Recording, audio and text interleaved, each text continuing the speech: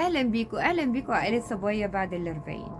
من فترة كده جالي سؤال من صديقة عزيزة في عائلة صبايا بعد الأربعين. بتقولي أنا يعني نحيفة جدا جدا وعاوزة وصفة أو حل للنحافة بتاعتي.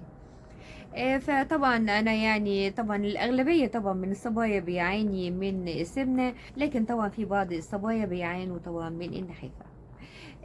اهم حاجه في موضوع النحافه ديت ان احنا نبحث النحافه دي اسبابها ايه. هل في اسباب وراثيه؟ هل في مرض مثلا معين مخليها نحيفه، مثلا مؤثر على صحتها ومؤثر على وزنها؟ هل في مثلا امراض مثلا في الجهاز الهضمي عندها بتمنع امتصاص الاكل؟ يعني اهم حاجه في موضوع النحافه ده خصوصا الاول نروح لدكتور نبحث عن اسباب النحافه.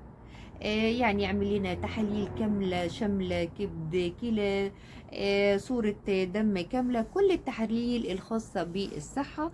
وكمان برضو تحاليل جينية علشان يعرف ان كمان تحليل جينات علشان لو النحافة ديت سببها جيني.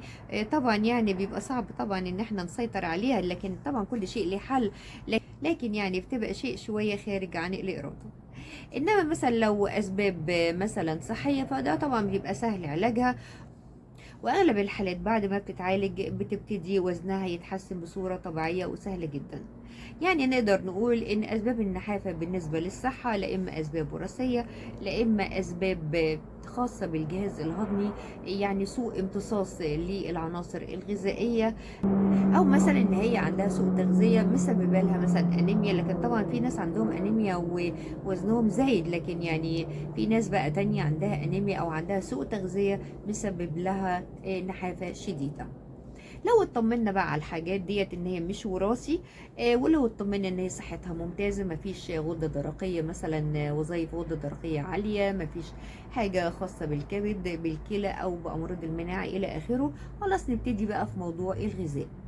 بس انا قلت انوه عن الموضوع ده علشان حرام يعني ما تتعبش نفسها في الغذاء، ويعني تحاول انها تجد نفسها في الاكل، وفي الاخر لو عندها امراض معينة مش هتحس باي نتيجة من اللي هي هتعمله.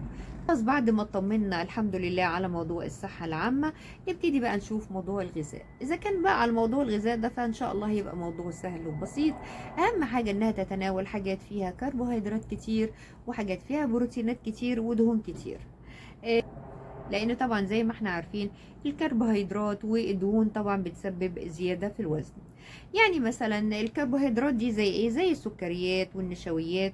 والدهون طبعا زي ما احنا عارفين جميع الدهون بقى الزيوت، وجميع السمنة، وكمان في دهون نباتية زي الافوكادو الى اخره.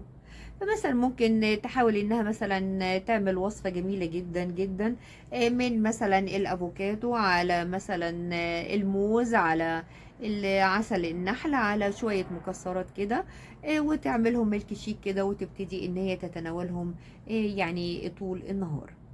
اهم حاجه برضو ان هي تزود الوجبات بتاعتها. يعني مثلا تعمل كده ستوب واتش، يعني كل مثلا ساعه كل ساعتين تتناول وجبه غنيه جدا بالدهون وبالمواد الكربوهيدرات. ده طبعا اكيد بيرفع الوزن، لان طبعا عارفين ان السكريات والدهون بتدي طاقه كبيره جدا وبتدي سعرات حراريه كبيره جدا جدا.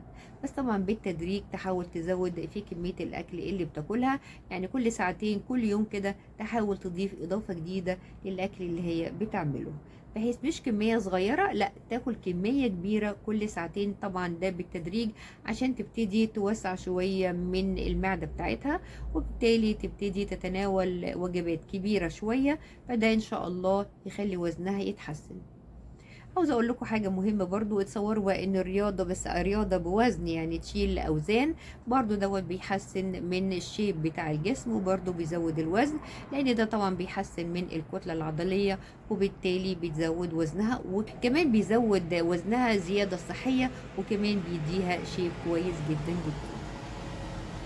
يبقى قلنا اهم حاجة ان احنا نتناول وجبات دسمة، وجبات غنية بالسكريات والكربوهيدرات كمان، علشان لما تلعب رياضة يبتدي جسمها يكبر العضلات بتاعتها شوية، وبالتالي يزيد وزنها شوية. كمان انا عاوزة اقول نقطة مهمة جدا جدا يا جماعة، الحالة النفسية والحالة المزاجية مهمة قوي قوي قوي ان هي ترفع معنوياتها، وتضيع اي استرس عندها او اي اكتئاب او اي ضغوطات. يعني تحاول تخرج، تحاول تلعب رياضة، تحاول ان هي تغير المود بتاعها، تاكل كده اكلات السعادة.